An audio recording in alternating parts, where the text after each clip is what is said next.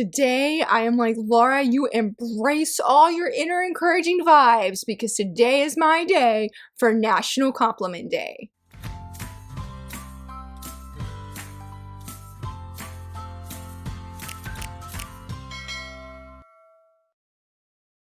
Hello friends, happy Wednesday. So very excited that you're here. I am so excited for this video, as I am, I think, with like every video, and I think I open every video that way. My bad, but I mean it every single time that I say it because today is Top 5 Wednesday. It is gonna be so much fun. I read some of these manga picks this morning, got emotional. I said, oh, time to close this book, time to film this video because I have no desire to cry before filming. But as I shared, today is Top 5 Wednesday, and today is also National Compliment Day. But in case if you're not familiar with Top 5 Wednesday, in a nutshell, basically each week I answer a prompt using 5 books, but in this case I do manga to reflect the said prompt. And today's prompt is sending good vibes. In honor of National Compliment Day, we are just sending those good vibes, those characters that we feel are doing amazing, that they don't need to berate themselves or beat themselves up because they're just absolutely slaying. So whether we want to give them a hug, give them a compliment, or just send good vibes and say good job, you're doing great, that is all of the manga, or like all of the characters I'm talking about from manga today are reflecting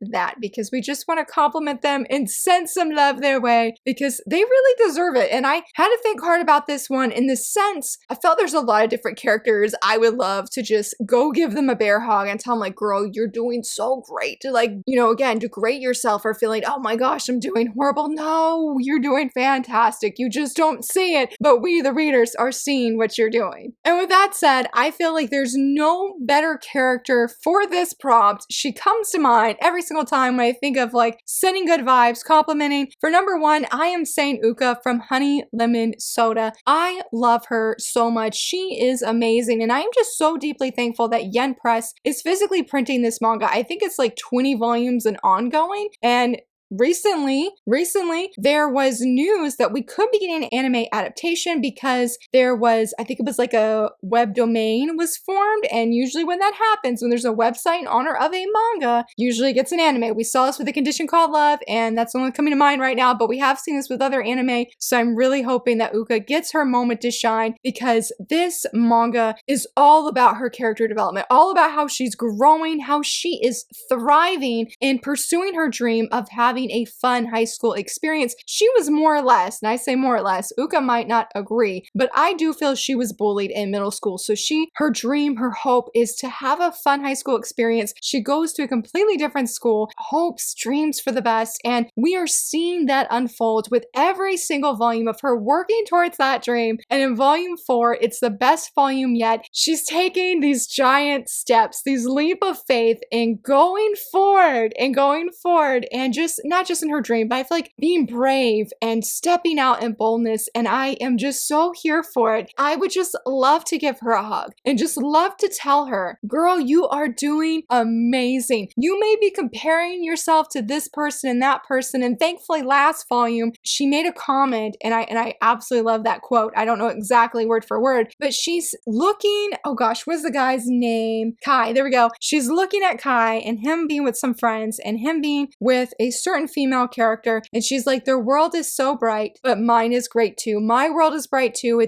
She didn't knock her world because it's different, and I feel like in volume 4 she's coming to terms. She's seeing that this world that she is in, that she is forming and creating, is beautiful too. That Kai, yes, it'd be great to have him in it, and she wants him in it, but she is taking again those small steps forward and creating this beautiful place. And just her as a character, she's thriving in my opinion, and she's slaying. She's doing so great. Again, she is just the number 1 character I think of. I would love to cheer you on. I would love to tell you how great you're doing, because I feel like in this volume she's still conflicted, and I'm just like, don't be conflicted because you're doing so very well. So Uka, hands down, number 1. Like, this is definitely, I could say for this week, number 1. Yeah, okay, I think about it. Yeah, number 1, that she would be the girl that I would choose to compliment and a hug. I love her, and she's great, and just so fantastic. For number 2, I'm really excited to feature this one. This is a new release that just came out yesterday, and I'm going to say Sina from A Reincarnated Witch Spells Doom. I read volume 2, I enjoyed volume 2, but I loved volume 1. Volume 1 was amazing. Volume 2 was like, I just don't know, but I'm going to pick up volume 3 because I feel like it needs like a try 3. I usually don't do that kind of thing, but I really love volume 1. I didn't want to drop this series series. I'm so glad I stayed. Sina is very similar to Uka. I feel like this is a fantasy world though, and she does have magical abilities like Sina does, or Sena, excuse me. She has magical abilities, but she can only use like explode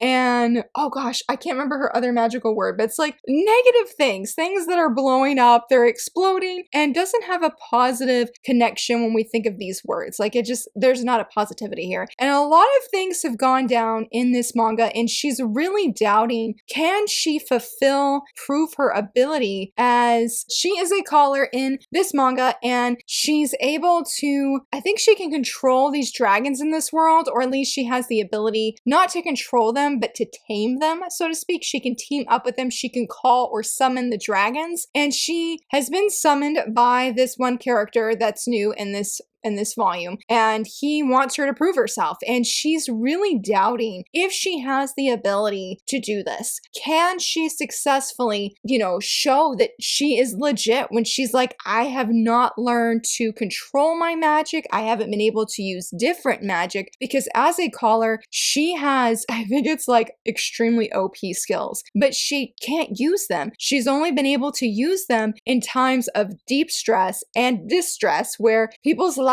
are at stake. They're on the line, and if she doesn't use them, people could seriously get injured and even die. And so she has only been able to do that in those moments, of able to use her magic effectively, and she's nervous of like, wonder if this person is not going to believe me. And there's a lot riding on this for this. If this person, this new character, doesn't believe her, there could be a huge war that breaks out. So she is really nervous. She's, I don't know if self-conscious is the right word, but she's scared. She's nervous that she's not going to be what she technically is, that she's not going to be able to show those skills and those abilities to help save other people, to help the dragons, just to help prevent a war. And I'm just like, you are doing the best that you can, Sana. You really are. I don't know what I would do in your circumstances. This new guy is pretty scary. He's very intimidating. He's also very, very powerful, and you have some great people on your side. There's some political stuff going on, and I'm just like, I don't know how you're staying calm in this situation, because if I was you, I would be freaking out for real. And so I just want to compliment her and tell her, again, like Uka, you're doing a great job. You were doing the best that you can to the best of your abilities. And the ending of this was incredible, and it definitely shows who she is for sure. And I was like, why do these volumes keep leaving on a cliffhanger? Because I want more every single volume, and this one was especially true. But I really feel like she's doing her ultimate best. And that's all she can do. That's all she can do. And I would just love to tell her that. Like, girl, keep slaying, keep doing what you're doing. You're doing everything you can to gain knowledge, to practice your magic, and you're trying so hard. And that is enough. Don't let anybody else tell you it's not enough, that you need to be able to use your magical ability instantly. No, you're doing great. You're doing great. So I knew that she was another character that I definitely wanted to mention, because I was very proud of her in this volume. And I mean, I've been proud of her, I feel like, with the second volume, but this volume especially, of how I feel like she's showing some confidence. She may be faking it till she makes it, but she's trying. She's trying. And that's all you can do at the end of the day. And she needs to know that. She needs a hug and needs to know that she's given her best, and it is more than enough. For number 3, this is going to be 2 characters in one, and I'm going to say Shira Yuki Zen from Snow White with the Red Hair. It has been so long since I've reread any volume from Snow White with the Red Hair, and I was like, Laura, what have you been doing? Because I reread this and I loved it so much, and I just forgot that like Snow White with the Red Hair is one of my favorite series, and it would have been a perfect right up there with my book of the year that I did in the video last week. Yes, Shira Yuki Zen and the whole gang deserve to be there. They deserve to be there. And so when they came to mind, Shira Yuki Zen came to mind. I don't know how they do it. I love them for how they're pursuing their passions, how they have basically been willing to say, where they have this romance, I'm trying to figure out how to say this, where they have this blooming, wonderful, deep relationship, but they're still pursuing their passions and their dreams. I feel like, well, as readers, we probably would, but I feel like to a degree in this series, I feel like nobody would fault Shira Yuki if she gave up her dream for being not an apothecary, an herbalist. I was thinking of the Apothecary Diaries, my bad, but a herbalist. Nobody would knock her in this series of giving up her dreams of being a herbalist to go to stand by Zen's side as a partner through marriage, through a romantic means, where there was her not trying to reach his level. Nobody would falter her for that. They're like, whatever, you know, if Zen chooses her, I mean, yeah, things are going to be probably a little bit chaotic, but that Zen's the prince. He can do that if he wanted to, I guess, to a degree. But here they are, still working forward, still working hard at their relationship and showing their love for one another. Even though, like, specifically in this volume they're in, was it Lilius? They're so far apart, and they reunited in this volume, and it was so emotional at the end. And I'm just like, I love Shira Yuki being in Lilius so much. It's one of my favorite arcs, but it's just, I'm amazed at how strong that they are and how they make their relationship work, so to speak, when Zen's doing his print stuff that he has to be doing, and Shira Yuki's growing as a herbalist, and, you know, again, she's trying to get to Zen's level, and it's just, it's amazing. It is purely amazing, and I just admire them so much, and I would just tell them, I guess like I did with the previous two characters, like, you guys are amazing, and I am blown away and inspired by the way that you live your lives, how you are living life to the fullest, and still deeply caring for one another, despite all of the hardships that they've been through. I mean, there was definitely a lot of stressful things that happened before this arc, and there's stressful things that happen after this arc, but they have never once thought, I don't want to be with the other person anymore, or maybe this is just not worth it, and I'm just gonna run away with them and go elope. Like, they've never given that genuine thought. They just don't think about that. And I'm just like, you guys are so inspiring, and seeing them on their day-to-day lives individually is really hard as a reader, because Shira Yuki and Zen are one of my favorite ships. They're amazing, but they're more far apart than they are together for a large duration of this series. Hopefully that changes with the latest volume coming out this year. Oh my goodness, I need them together, but I feel like they're amazing, and they're just incredible as a couple. I mean, they're like a powerhouse, and they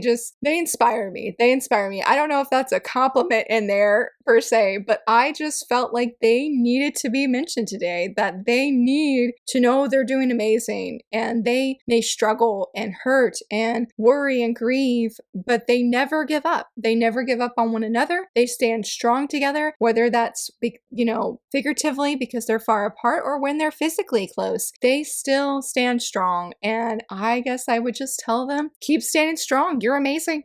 You're amazing, and I just admire you so much. Maybe that wasn't as in-depth of my compliment to them as I was with Sana and Uka, but I really love Shira Yuki and Zen, and I totally wish in hindsight that I would have included Snowy the Red Hair in my favorite series of 2023, because it definitely was, same as Queen's Quality. And I'm like, Laura, you should have just put it in there. You should have just mentioned it. Because when I reread this, I felt so immersed in their world and these characters and how inspiring all of them are. They may not feel they're inspiring, but they really are. And maybe that's what I should just tell them, like, you're an inspiring person, an inspiring human being, and I admire you in all that you do. So keep being you, keep doing what you're doing, but I hope in the next volume you guys will be physically closer, because I really miss it a lot. For number 4, he is not on the cover. He's actually the only guy outside of Zen that I chose for this prompt. I cannot remember his name, and I feel so bad. I only remember his nickname. I'm gonna say Monkey from Neighborhood Story. He is right here. He is the childhood best friend to Mimiko, I think is her name. I think I'm gonna write, let me make sure I'm getting her name right as well. Mikako, I saw you say her name, right? Or I'll just call her Koda, because Koda is easier to say her last name. But Monkey is best friends with Koda. They've grown up together. They're childhood best friends, and he has feelings for her. I'm not gonna go too much in depth about this, but I love this volume so much. It was amazing. It was phenomenal, and I was so sad when it ended, because it's 4 volumes, 2-in-1s, I believe. But I was sad when I got to the end of this volume, because I was not ready for it to end. But Monkey, ganbare, do your best, buddy. Like, he is amazing. Oh. My heart just went out to him, because Koda is not seeing certain things. And the reader, we're definitely seeing a lot of things, as it typically is for the reader. Monkey, do not give up, buddy. Do not give up. Like, you are doing great. Keep going forward. Continue to be a little bit more bold, a little bit more open. Koda is not, I don't think she is oblivious. I definitely don't feel like she's an oblivious heroine or anything. I feel like she's like a combination of in denial of things and sort of a little bit oblivious, but not in an airheaded kind of way, where she just generally doesn't doesn't see it. And since they've been childhood friends, it makes sense. I feel like it's believable, but Monkey, I don't want him to get discouraged. Like, he cannot for any reason get discouraged and stop moving forward with things when it comes to Coda. I love them. They're so adorable. He is such a gentleman, and I really admired his actions in this volume. Very respectful and very easygoing, and he has struggles, and I really love when we have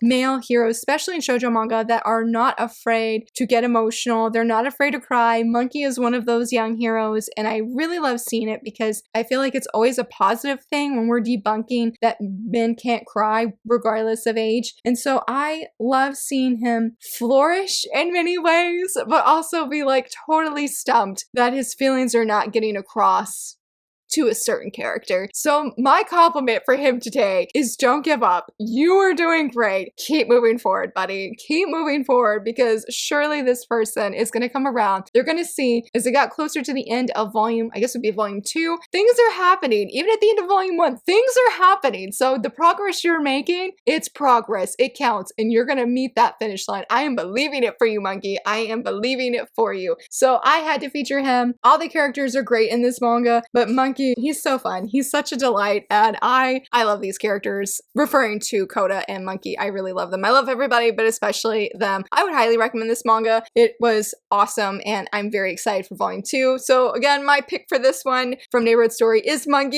even though I never can remember his name. I'm so sorry, but I believe in you, Monkey. I believe in you. Oh, for number 5. So the anime is airing, and it definitely influenced this pick because it's been in my mind. I recently read it. This is as of this morning, this is like my 3rd time rereading it since last month, and I'm saying Yuki from A Sign of Affection. I can't say much about this one because specifically the scene that I am thinking of, it is the end, of volume 7, when Yuki is talking to Itsumi and she is bearing her heart. Every time I have read the end of this volume, again, I've read it 3 times from start to finish, I tear up and just want to cry, and I'm just like, I don't know exactly what my compliment would be to her because she's always doing her best. And I think what was really hard is you see the insecurities, or maybe not insecurities, but you see the struggles that Yuki has. And it was really, really hard when we see Itsumi and how much he deeply loves and cares for Yuki. The things that Yuki's struggling with, I don't feel is something Itsumi will ever struggle with. Like, he's never going to view her the way she worries he might ever view her. And so when I say all of that, I think of what Yuki said, and I think of her struggle specifically in volume 7. That gripped my heart, and I would just hug her. I would ask her first, and then I would just bear hug her. I don't know what I would say to her because I feel like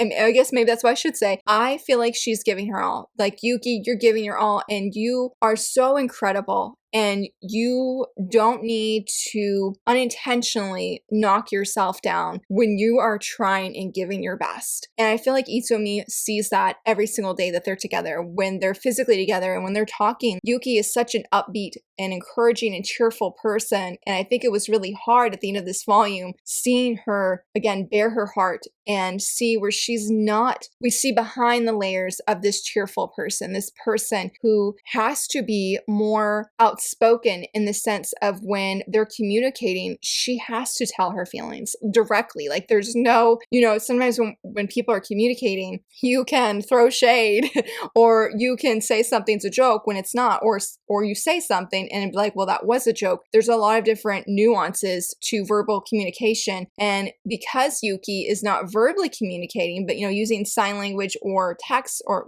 writing, she has to be direct. So the other person knows exactly what she's thinking. And we see a new kind of direct from Yuki that really, it made me want to cry. Like I said, it made me cry. I mean, made me tear up at least every time that I have read the ending of this volume. It's my favorite part. Well, there's one. I did talk about that in my December reading wrap up of what my favorite scene specifically was from this volume. It involved Itsumi, and it was great. It was fantastic. I really love that part. But the ending, I just want Yuki to know that I admire her as well. She is so courageous, and I feel like it challenges me to, as a verbal speaker or someone who's able to hear verbally what other people are saying, to be direct in a kind way and straightforward rather than like beating around the bush. She is very, very inspiring, and I wish and hope the best of things for Yuki and Itsuomi as well, like both of them. That's all I'm gonna say, because then we'll go down to like a buddy trail of like, you know, how a certain character needs to leave them alone. This volume's amazing. The series is amazing, but Yuki really shines in this volume. And I just hope she knows and can see she is so special. She is such a wonderful person, deserves nothing but the best of the best. And so my compliment for her would be, girl, you're doing amazing. And I know that's like what I've said to every single person, pretty much, but I really mean it. She's very admirable and courageous, and she's doing great. She's doing great. And Itsuomi, he sees your heart, Yuki. He sees your heart. You don't need to worry about the things that you have worried about. Move forward with eyes forward, because girl, you got this. You got this. So if you are not reading Slime Affection or seeing the anime, definitely highly recommend both of them. The anime has been a very faithful adaptation. It's been incredible. I am unfortunately behind, but I plan to catch up this weekend. It's been amazing, and I am loving seeing this story animated, and the manga is purely fantastic. I read each volume at least twice, so this is no exception, except for I read it 3 times. For my honorable mention, I'm really excited for this one. I'm going to say Alice from Alice in the Country of Hearts, so you could also say Alice in the Country of Clover, Alice in the Country of Joker, any of them. We're just going to talk about Alice. So I recently got a spin-off. I'll talk about more about it in my January reading wrap-up video come, I guess, early February. But I read a new spin-off, and it was about Alice and Elliot. And I feel like with no matter the spin-off, though I plan to feature the main series because I really need to reread it after reading the spin-offs, but Alice is like going through so much. And I just want her to know, like, girl, you're doing amazing. With how crazy all of these characters are, how unhinged all of them are in their own unique ways, you're doing really good. You're still alive. And that's a really good thing. You're still alive. You're doing the best that you can. I was gonna say thriving, but I don't feel like she is nearly as chaotic as any of the other characters are in Wonderland, but I feel like she just deserved to know she's doing great. She's doing great. I feel like with all the spin-offs and the main series, and I don't feel like it's repetitive in the like spin-offs because you have different illustrators, different writers and artists and whatnot, but she always is struggling to a degree how she is doing in this world. Like I'm trying to think of how to say this. In the main series, it's a struggle of, I want to go back home. Do I want to stay? Which character is sort of like the safest?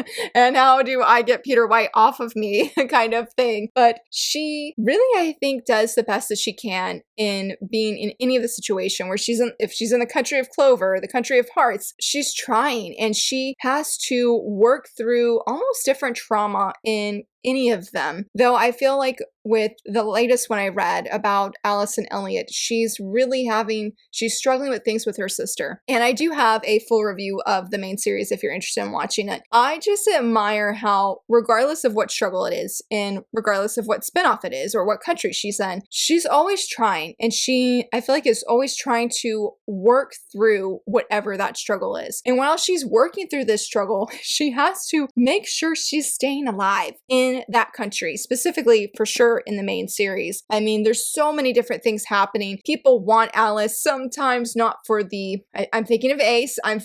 He's one of my favorite characters, but he's definitely one of the most unhinged. And, he doesn't always put Alice's safety first. We'll be honest, her physical safety. He's an interesting character. But, I mean, you're dealing with characters like Ace, and then you're dealing characters with, say, he's not on here, but Peter White, who is a stalker who's obsessed with her. And I can't remember the Queen of Hearts, but she's always referring to herself in third person and loves Alice very dearly and wants something but the best for her. And so she's having very abrupt interactions with all of these different characters. And I feel like when you're dealing or talking, being around other people who are just this unhinged in this series, while working through your own struggles, that is a lot to take in mentally. I feel it's easily to have a mental overload to break down. And, as she's dealing with these things, she, has insecurities and a lot of strong doubts of wonder if she makes the wrong choice. And she's constantly thinking of what to choose. Choose my best safety, choose to go back home, choose to stay in Wonderland, choose who I interact with, choose who I stay with. So many things are bombarding Alice. And here this girl is surviving in this Wonderland, this crazy, very crazy Wonderland, and doing okay.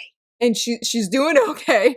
She's working on things with herself. She, at times, depending on the spinoff, depending on the series, she's growing romantically closer to a said person in that series and continues to move forward. And that's really courageous, especially when your life's at stake in some of these situations and these guys are fighting over you with, different kind of weapons. And you could get caught in the crossfire and you're just there because you're an outsider and you're stuck here. I felt like that was a little bit rambly there of what I was trying to say, but ultimately, Alice, you're doing great, girl. You're doing great, and I don't know how you are making it in this Wonderland place. Again, whether it's the country of hearts, the country of clover, the country of Joker, you're still moving forward. You're still working on yourself. You're still trying to make the best decisions that you can for yourself, and I feel like nobody can fault her for that. Blood, for example, may give her a super hard time, and he's right here if you can see him. He may give her a hard time, but Alice is still trying. And girl, nobody can ever take that away from you, that you're doing the best that you can. So girl, keep slaying, stay alive, and keep rocking because she's amazing. I really love her as a heroine and think she's just absolutely incredible. So I knew for an honorable mention that I had to feature her today because with the spinoffs I've recently read, I just always think like, Alice, you're doing amazing. You're doing amazing. And I guess that wraps up all of my picks for characters I would love to send good vibes, to compliment, to hug, to tell them they're just doing a great job because they really are. In general, I feel like manga characters are doing the best that they can, regardless if they have a slice of life manga or an action manga or a thriller manga. But I would love to hear from you, friends. What are some manga characters or fictional characters in general that you would love to say you're doing great and want to send good vibes to? Let me know down below, and if you enjoyed this video, please give it a thumbs up and subscribe, and thank you so much for watching. Bye!